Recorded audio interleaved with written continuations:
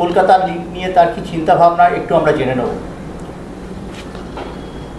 Kolkata league অত্যন্ত খারাপ জায়গায় পৌঁছে গেছে, দুরবস্থার কিনারে একদম।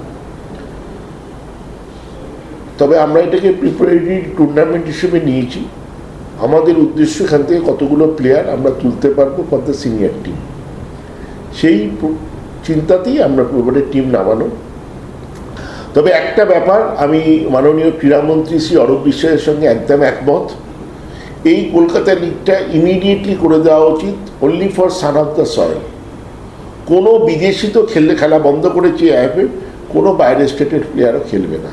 তবেই কিন্তু বাঙালি ফুটবলের জাগরণ হতে পারে। আইএফএর কোনো চিন্তাভাবনাই নেই, তো সেই জন্য ইমিডিয়েটলি যেটা বন্ধ করে বাঙালি প্লেয়ারদের পরের বছর থেকে করতে পারে, তবেই কলকাতা ফুটবলকে আরও বাঙালি নির্ভর করা যেতে পারে। এবং বাঙালি আজকে সন্তোষ ট্রফি 13 বছরে একবার জিতেছে, লাস্ট 2 বছর কোয়ালিফাই করতে পারেনি। লজ্জা ঘেন্না বলে কোনো বোধ নেই। আজকে কলকাতা নিয়ে সবচেয়ে বড় দুরবস্থার কারণ শুনলে আপনারা হাসবেন, সেটা হচ্ছে আইএফএ সভাপতি বলছে আমি হেরেছি রেফারিংয়ের জন্য। বলছে অপোনেন্ট টিম খেলেছে 12 জন নিয়ে।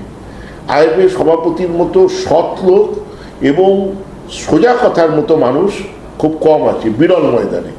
ওনাকে আমি সম্মান করি, শ্রদ্ধা করি যে উনি এই গাছটা দেখাতে পেরেছেন আইএফএ দুরবস্থা কোন জায়গায়, সেটা উনি তুলে ধরতে পেরেছেন। রেফারিংয়ের মান আইএফএতে কোথায় পৌঁছে গেছে সেটা উনি তুলে ধরতে পেরেছেন। আইএফএ সভাপতি হোক আর যাই হোক, উনি একটা ময়দানের মানুষ হিসেবে এটা বলেছেন। তো সেই জন্য খিদিরপুর একই অভিযোগ করেছে, আইএফএর অবস্থা খুব খারাপ, আইএফএ লিগের অবস্থা খুব খারাপ। কেন আইএফএ লিগ হচ্ছে সেটা আমি বুঝতে পারছি না, আমি কোনো কারণ খুঁজে পাচ্ছি না। খিদিরপুর না জেতার পর উলবেড়িয়া স্টেডিয়ামে বিশ্বজিৎ ভট্টাচার্য উনিও এই অভিযোগ করেছেন, উনি ম্যাচ জেতার পরও রেফারিং নিয়ে অভিযোগ। কেন খেলাটা হচ্ছে, কেন এই লিগ হচ্ছে, আমি তার কোনো কারণ খুঁজে পাচ্ছি না। কেন এই লিগের জন্য স্পন্সররা টাকা দেয় তাও আমি বুঝে পাচ্ছি না, আমি এর কোনো কারণ খুঁজে পাচ্ছি। হ্যাঁ, এই প্রসঙ্গে তো স্পন্সরদের লোগো পরে খেলার জন্য চিঠি দিয়েছে আইএফএ অনুমোদিত সবকটা ক্লাবকে। মোহনবাগান কি আগামীকাল? ওরা তো কিছু জানায়নি যে ওর জন্য কত শেয়ার দেবে, কত পার্সেন্টেজ দেবে, এখনো তো কিছু জানায়নি। জানা তারপরে আমরা এটা নিয়ে ভাবনা চিন্তা করবো যে এই লোগোটা পড়ার জন্য আমাদের কত টাকা দেবে। আমাদের তো রুটি রুজিটা কী, আমাদের আর্নিংটা কী, আমাদের ব্র্যান্ডিংটা কী। আমাদের ব্র্যান্ড তো, আমি স্পন্সরশিপ তো ব্র্যান্ডিং, সেই জায়গায় আমি বিনা পয়সায় কী করে কাউকে দিতে পারবো? নিশ্চয়ই তার জন্য আমাকে কোনো শেয়ার দেবে, সেটা এখনও জানায়নি। আশা করি সেটা জানালে নিশ্চয়ই আমরা এটা নিয়ে চিন্তা ভাবনা করব।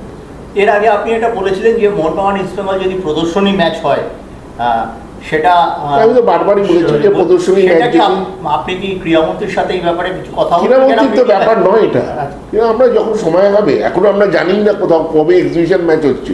যদি এক্সিবিশন না হয়, যদি নর্মাল ম্যাচ হয় 10 টাকার টিকিট বিক্রি করে যেখানে এরকম হয়, তাহলে আমাদের কোনো চাহিদা নেই, ডেফিনেটলি আমরা গিয়ে খেলে আসবো।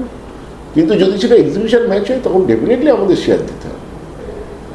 সেক্ষেত্রে যদি মানে আইএফএ তরফ থেকে যদি কিন্তু অথবার কোনো ব্যাপার নেই।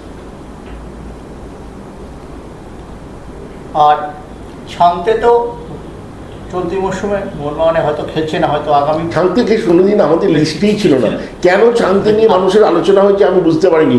কেউ প্রত্যেক দিন 5 লক্ষ মানুষ নামে কলকাতায়, সবাই কি মোহনবাগানে আছে নাকি? এটা হাস্যস্কর। কিছু সোশ্যাল মিডিয়া, কিছু সংবাদ মাধ্যমে একটা হাস্যস্কর গল্প তৈরি করেছিল। ছাংতের সঙ্গে মোহনবাগান কোনো কথাই বলেনি। ওখানে 3টে প্লেয়ার রয়েছে, আশিক কুরিয়ান, লিস্টন। ছাংতের সঙ্গে মোহনবাগান কোনো কথাই বলেনি।